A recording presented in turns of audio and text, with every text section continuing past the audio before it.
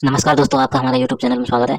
पशु परिचर के लिए हमने नई टेस्ट सीरीज चालू की है। 10 दिन में आप पशु परिचर की तैयारी कर सकते हैं। इसमें फर्स्ट रिवीजन द्वारा मॉडल पेपर तैयार किए गए हैं। आप मॉडल पेपर को जल्दी जल्दी 1 या 2 बार 3 बार जितनी बार हो सके फर्स्ट रिवीजन कीजिए और इसमें आप कम समय में अच्छी तैयारी कर पाएंगे।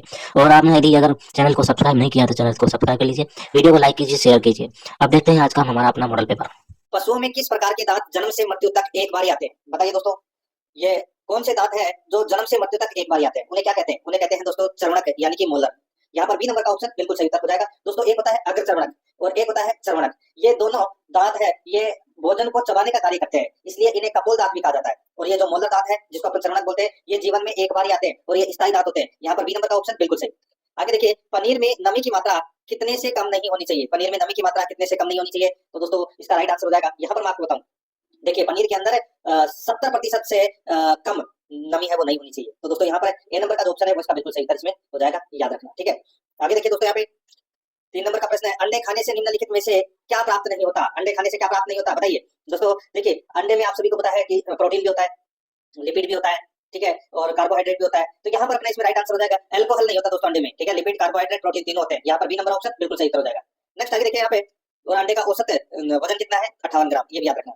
आगे देखिए, स्वच्छ दुग्ध उत्पादन हेतु किस प्रकार का दुहाई बर्तन सर्वोपरि होता है? यानी कि दूध निकालने के लिए दोस्तों सबसे अच्छा बर्तन कौन सा होता है? दोस्तों इसका राइट आंसर हो जाएगा वो है इसमें डोम्ड बुकेट। तो यहाँ पर बी नंबर का ऑप्शन बिल्कुल सही उत्तर इसमें हो जाएगा, ये आपको इसमें याद रखना है। ठीक है, यानी कि यहाँ जिसको अपन हाथ से आसानी से पकड़ सके, बाल्टी जिसको अपन बोल सकते हैं, ठीक है, स्टील की बाल्टी। तो यहाँ पर बी नंबर ऑप्शन बिल्कुल सही। आगे देखिए, यहाँ पे 5 नंबर का प्रश्न है, निम्नलिखित में से कौन सा अभ्यारण्य दुर्लभ गंगा डॉल्फिन मगरमच्छ और घड़ियाल एलिगेटर के लिए प्रसिद्ध है? बताइए दोस्तों, अच्छा प्रश्न है दोस्तों।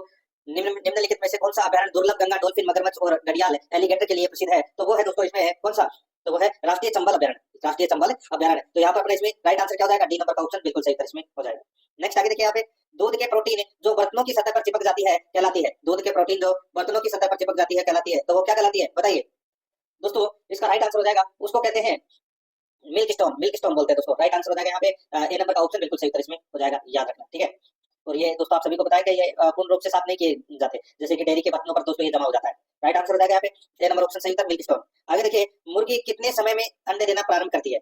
दोस्तों मुर्गी है वो लगभग 140 दिन यानी कि 20 सप्ताह में दोस्तों ये अंडे देना प्रारंभ करती है। राइट आंसर हो जाएगा यहाँ पे बी नंबर का ऑप्शन बिल्कुल सही उत्तर हो जाएगा, याद रखना। ठीक है, नेक्स्ट आगे देखिए, निम्नलिखित में से कौन सा ओलिव रिडली समुद्री कछुओं के लिए संभोग और घोंसला बनाने के लिए सबसे उपयुक्त प्राकृतिक स्थान है? निम्नलिखित में से कौन सा ओलिव रिडली समुद्री कछुओं के लिए घोंसला और संभोग बनाने के लिए सबसे उपयुक्त प्राकृतिक स्थान है? तो दोस्तों कौन सा है वो? तो इसका राइट आंसर हो जाएगा वो है इसमें गहीरमाथा समुद्री वन्यजीव अभ्यारण्य, गहीरमाथा समुद्री वन्यजीव अभ्यारण्य। तो यहाँ पर अपना इसमें right answer C number option हो जाएगा। कहाँ पर है? तो दोस्तों ये ओडिशा में है। ठीक है, यहाँ पर अपना इसमें राइट आंसर हो जाएगा।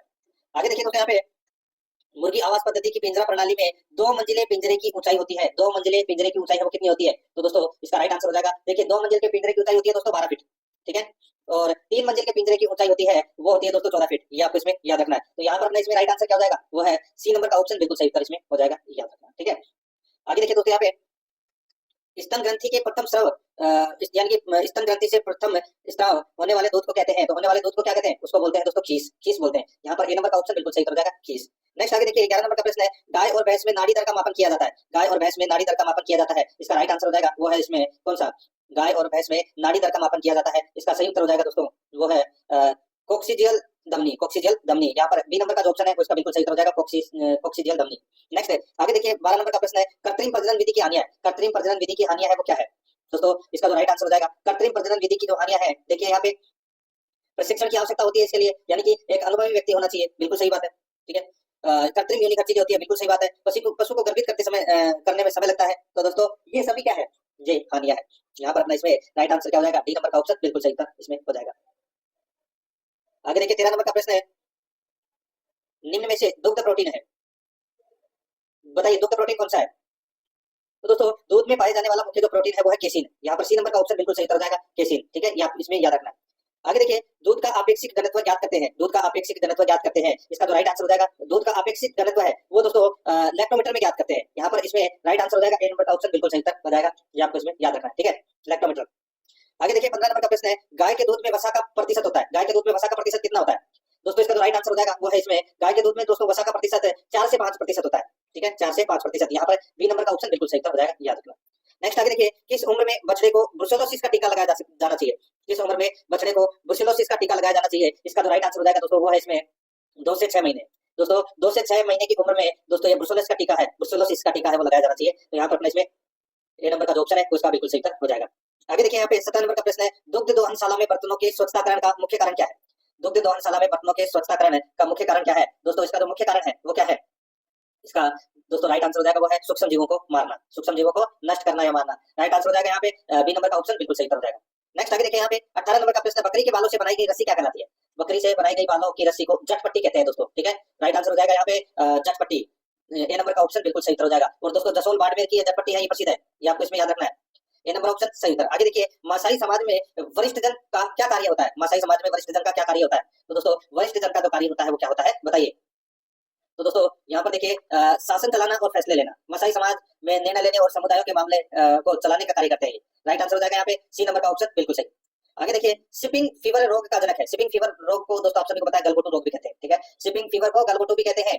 तो यहाँ पे इसके रोग जनक है, तो रोग जनक दोस्तों इसमें हो जाएगा, देखिए Pasteurella Ovis, Pasteurella बोवेली सेप्टिका, Pasteurella Bobby सेप्टिका। तो यहाँ पर इसमें राइट आंसर हो जाएगा अप्रोक्सीमेटली डी नंबर का ऑप्शन बिल्कुल सही। आगे देखिए, किस पशु के दूध में सर्वाधिक लैक्टोज पाया जाता है? किस पशु के दूध में सर्वाधिक लैक्टोज पाया जाता है? तो दोस्तों इसका राइट आंसर क्या हो जाएगा? सर्वाधिक लैक्टोज की बात कर रहा है दोस्तों यहाँ पे, तो भैंस के दूध में दोस्तों 4.9 पाया जाता है, ऊंटनी के दूध में दोस्तों सर्वाधिक लैक्टोज प्रतिशत पाया जाता है दोस्तों 5.1%, ठीक है। यहाँ पर ए नंबर का ऑप्शन बिल्कुल सही। आगे देखिए, पशुओं में दो मध्यकाल के बीच की अवधि क्या कहलाती है? पशुओं में दो मध्यकाल के बीच की अवधि क्या कहलाती है? तो दोस्तों वो कहलाती है क्या? मध्य चक्र कहलाती है दोस्तों। यहाँ पर इसका राइट आंसर हो जाएगा क्या बोलते हैं उसे? मध्य चक्र, ए नंबर का ऑप्शन बिल्कुल सही। नेक्स्ट आगे देखिए, छोटे थन वाले पशुओं में दूध की आखिरी धारों को निकालने के लिए काम में ली जाने वाली विधि है, बताइए। छोटे थन वाले पशुओं में दूध की आखिरी धारों को निकालने के लिए काम में ली जाने वाली विधि है, तो वो कौन सी है? तो दोस्तों इसका जो राइट आंसर हो जाएगा वो विधि है दोस्तों इसमें कौन सी बताइए? चुटकी विधि। इसका राइट आंसर हो जाएगा बी नंबर का ऑप्शन बिल्कुल सही, तो इसमें हो जाएगा चुटकी विधि, ठीक है। यानी कि जब लास्ट में दूध अगर थनों के अंदर बचता नहीं है तो अपन क्या करते हैं? चुटकी से निकालते हैं, चुटकी विधि से। राइट आंसर हो जाएगा यहाँ पे बी नंबर ऑप्शन सही था। आगे देखिए, संकरित वर्ण की भेड़ अविकालीन की विशेषता क्या है? संकरित वर्ण की भेड़ अविकालीन की विशेषता क्या है? तो दोस्तों इसकी विशेषता है, देखिए यहाँ पे यह मालपुरा टोक में विकसित की गई है। तो दोस्तों ये मालपुरा टोक में विकसित की गई है, बिल्कुल सही बात है, ठीक है। इनसे 6 माह में 1.13 किलोग्राम ऊन प्राप्त होती है, तो दोस्तों बिल्कुल सही है। इसका शारीरिक वजन है वो दोस्तों 25 किलोग्राम, बिल्कुल सही बात है दोस्तों। यहाँ पर देखिए इसका जो शारीरिक वजन है वो 25 किलोग्राम होता है और इन भेड़ों से 6 माह में लगभग 1.13 किलोग्राम ऊन प्राप्त होती है, तो इसमें सारी सही है। तो यहाँ पर इसका राइट आंसर हो जाएगा अप्रोक्सीमेटली डी नंबर का जो ऑप्शन है वो इसका बिल्कुल सही। 25 नंबर का प्रश्न है, राय का समुदाय का संबंध किस राज्य से है? राय का समुदाय राजस्थान में है, राजस्थान के रेगिस्तानी क्षेत्रों में ये पाए जाते हैं। राइट आंसर हो जाएगा यहाँ पे बी नंबर ऑप्शन बिल्कुल सही। आगे देखिए, यहाँ पे एस्केरियोसिस रोग में दी जाने वाली दवा है, एस्केरियोसिस रोग में दी जाने वाली दवा है, तो वो कौन सी है? तो दोस्तों एस्केरियोसिस रोग में ग्रसित पशु को जो खुराक देनी चाहिए वो है दोस्तों इसमें देखिए थायोमेंडाजोल, मेबेंडाजोल, पिपोराजिन। तो दोस्तों इसका राइट आंसर हो जाएगा, ये खुराक है वो दी जानी चाहिए, तो यहाँ पर इसका राइट आंसर हो जाएगा अप्रोक्सीमेटली डी नंबर ऑप्शन बिल्कुल सही। आगे देखिए, दुग्ध शर्करा है, तो दोस्तों बताइए दुग्ध शर्करा कौन सी है? यहाँ पर इसका जो राइट आंसर हो जाएगा वो है इसमें दोस्तों दुग्ध शर्करा की बात हो रही है यहाँ पे। तो दोस्तों यहाँ पर जो लैक्टोस है ये दुग्ध शर्करा है, ठीक है। राइट आंसर हो जाएगा यहाँ पे बी नंबर ऑप्शन सही उत्तर। 28 नंबर का प्रश्न है, तांबे जैसी लालिमा लिए बादामी रंग की भैंस की नस्ल कौन सी है? तांबे जैसी लालिमा लिए बादामी रंग की भैंस की नस्ल कौन सी है? इसका जो राइट आंसर हो जाएगा वो है दोस्तों इसमें बदावरी, यहाँ पर बी नंबर का ऑप्शन बिल्कुल सही, बदावरी। नेक्स्ट है, आगे देखिए, निम्न में से कौन मानव आहार नली का भाग नहीं है? कौन मानव आहार नली का भाग नहीं है? दोस्तों यहाँ पर देखिए, मुख गुहिका, ठीक है, पिता से बढ़िया, ये तीनों है, लेकिन यहाँ पे वायु कोशिका नहीं है, ठीक है। वायु कोशिका फेफड़ों में पाई जाती है और ये श्वसन तंत्र का भाग होता है, ये मानव आहार नली का भाग नहीं होता। यहाँ पर अपना बी नंबर ऑप्शन बिल्कुल सही। 30 नंबर का प्रश्न इसमें देखिए, रेडरन पेस्ट रोग किसके द्वारा फैलता है? रेडरन पेस्ट रोग किसके द्वारा फैलता है? दोस्तों इसका जो राइट आंसर हो जाएगा वो है ये विषाणु जनित रोग है दोस्तों, विषाणु जनित। यहाँ पर बी नंबर का ऑप्शन बिल्कुल सही, विषाणु जनित। आगे देखिए, 31 नंबर का प्रश्न है, कुक्कुट पॉक्स जनित रोग है, कुक्कुट पॉक्स जनित रोग है, इसका जो राइट आंसर हो जाएगा वो है इसमें विषाणु जनित रोग है दोस्तों, कुक्कुट पॉक्स। यहाँ पर बी नंबर का ऑप्शन बिल्कुल सही हो जाएगा। आगे देखिए, होलिस्टीन फ्रीजियन गाय का मूल स्थान क्या है? होलिस्टीन फ्रीजियन गाय का मूल स्थान क्या है? तो दोस्तों इसका जो मूल स्थान है दोस्तों इसका मूल स्थान होलैंड है, ठीक है। राइट आंसर हो जाएगा यहाँ पे ए नंबर का ऑप्शन बिल्कुल सही, होलैंड है, याद रखना। आगे देखिए दोस्तों, यहाँ पे 33 नंबर का प्रश्न है, पशुओं में होने वाला खुरपका मुहपका रोग के रोग कारक है। दोस्तों खुरपका मुहपका रोग के रोग कारक है वो क्या है? वो अपने को यहाँ पर बताना है दोस्तों। यहाँ पर देखिए, इसका जो राइट आंसर हो जाएगा वो है ये वायरस जनित रोग है दोस्तों, ठीक है, वायरस जनित रोग है। तो यहाँ पर सॉरी इसमें देखिए हाँ, ये वायरस जनित रोग है दोस्तों, यानी कि विषाणु जनित रोग। तो यहाँ पर अपना इसमें ए नंबर का जो ऑप्शन है वो इसका बिल्कुल सही इसमें हो जाएगा, ठीक है। आगे देखिए दोस्तों, यहाँ पे बड़ा आकार, ऊंचा कद, रोमन नाक, बड़े लटके कान, वह पीछे घने बाल वाली बकरी की नस्ल कौन सी है? बड़ा आकार, ऊंचा कद, रोमन नाक, बड़े लटके कान, वह पीछे घने बाल वाली बकरी की नस्ल है, तो वो कौन सी है? तो इसका जो राइट आंसर हो जाएगा वो है दोस्तों, बताइए।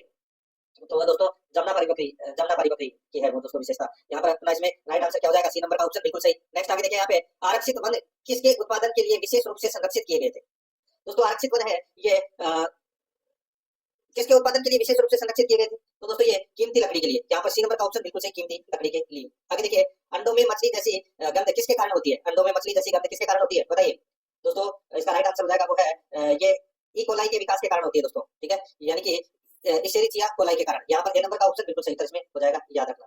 आगे देखिए यहाँ पे 37 नंबर का प्रश्न, निम्नलिखित में से कौन सा रोग वायरसों के कारण होता है। वायरसों के कारण कौन सा रोग होता है, तो बताया था मैंने अभी आपको एफएमडी यानी कि फुट एंड माउथ डिसीज यानी कि खुरपका और मुंहपका रोग, ठीक है, ये वायरस जनित रोग है, बताया था मैंने आपको। यहाँ पर ए नंबर ऑप्शन बिल्कुल सही। आगे देखिए, गलघोटू रोग का टीका किस माह में लगाया जाता है। गलघोटू रोग के अंदर दोस्तों पशु घर घर की आवाज आती है, उसको सांस लेने में कठिनाई होती है, ठीक है, और दोस्तों ये मई जून महीने में ये लगाया जाता है दोस्तों, ठीक है। राइट आंसर हो जाएगा यहाँ पे यानी कि बरसात से पूर्व, ये नंबर ऑप्शन बिल्कुल सही, मई जून। 39 नंबर का प्रश्न इसमें देखिए, जर्सी नस्ल के सांड उत्पादन हेतु राजस्थान में एकमात्र विदेशी पशु प्रजनन फार्म कहाँ स्थित है।